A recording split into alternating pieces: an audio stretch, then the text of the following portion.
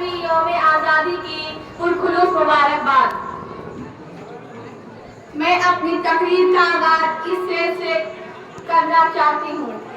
ये नन्हे ज़हन बनेंगे वक़्त भारत का, हर एक जुगनू को माहे तमाम होना है। हमारे बच्चों को नफरत की पुस्तकें न पढ़ा कि इन फरिश्तों को अब्दुल कलाम होना है। जनाब आली, जैसा कि हम सब जानते हैं कि 15 अगस्त का आज का मुबारक दिन हमें साल हर साल अपनी गुलामी की मुश्किल तरीन दिनों की याद दिलाता है। लेकिन अफसोस कि आज अलग अलग सियासी जमातों के जरिया समाज में नफरत, औरतों के खिलाफ हिंसा और सोशल मीडिया के जरिया सदाकतों का खून करके झूठ परोसा जा रहा है।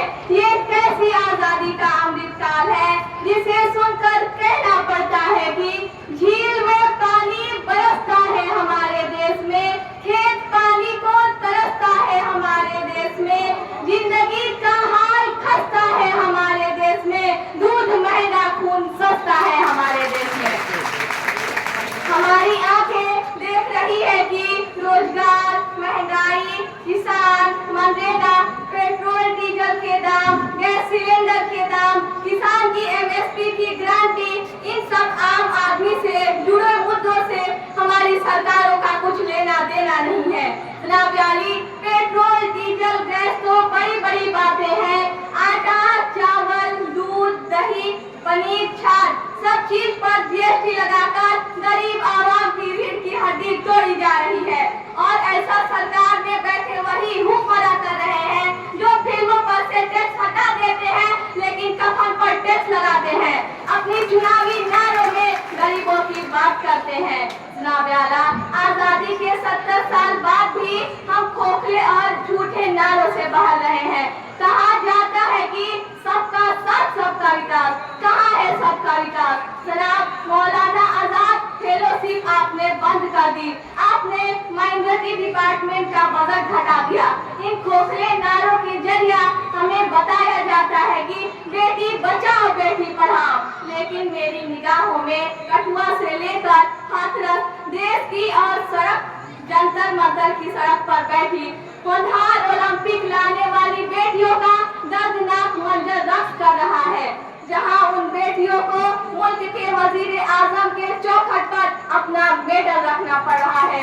इससे ज्यादा शर्मनाक और क्या हो सकता है? जनाब आला, हम ऐसे सियासी निजाम में घुट घुट कर सांस ले रहे हैं जहां पर फिल्में टैक्स फ्री होती है लेकिन कॉपी कलम किताब पर टैक्स लगाया जाता है। खुली आंखों से देखा जा सकता है कि मऊ, मुबारकपुर, गाजीपुर, इलाहाबाद जैसे शहरों में छोटे छोटे कमरों में पढ़ाई कर रहे नौजवान किताबों के साथ गल चुके हैं। उनके हिस्से में बुढ़ापा तो आया है लेकिन नौकरी और रोजगार नहीं आया। हर साल 2 करोड़ नौकरियां देने का नारा हम पिछले 10 साल से सुन रहे हैं, लेकिन नौकरी गुल्लक का फूल बन चुकी है। मैं बहुत ही गुस्से और मायूसी के आलम में अपने हुक्मरानों पर ये इल्जाम लगा रही हूँ कि जनाब 20 करोड़ नौकरियों का बोझ है आपके कांधों पर, कहीं ऐसा न हो कि इन्हीं 20 करोड़ नौकरियों के बोझ तले दबकर इस मुल्क में अफरा तफरी का आलम ना पैदा हो जाए, जिसका जीता जागता सबूत पड़ोसी मुल्क बांग्लादेश है। क्योंकि जिस ओर जवानी चलती है उस ओर जमाना चलता है। मोहतरम जनाब, 15 अगस्त के इस पुरमुशर्रफ मौके पर मैं इस तरह की बातें कर रही हूँ, मुझे अच्छा नहीं लग रहा है। मैं अपनी इस तकरीर का इख्तिताम इन 4 मिसरों पर बड़ी ही तकलीफ के आलम में कर रही हूँ। तुम्हारी फाइलों में गाँव का मौसम गुलाबी है, तुम्हारी फाइलों में गाँव का मौसम गुलाबी है, मगर ये आंकड़े झूठे हैं, ये दावा किताबी है। तुम्हारी मेज चांदी की, तुम्हारे जाम सोने के, यहाँ जुम्मन के घर में आज भी खोटी रकाबी है। हिंदुस्तान जिंदाबाद।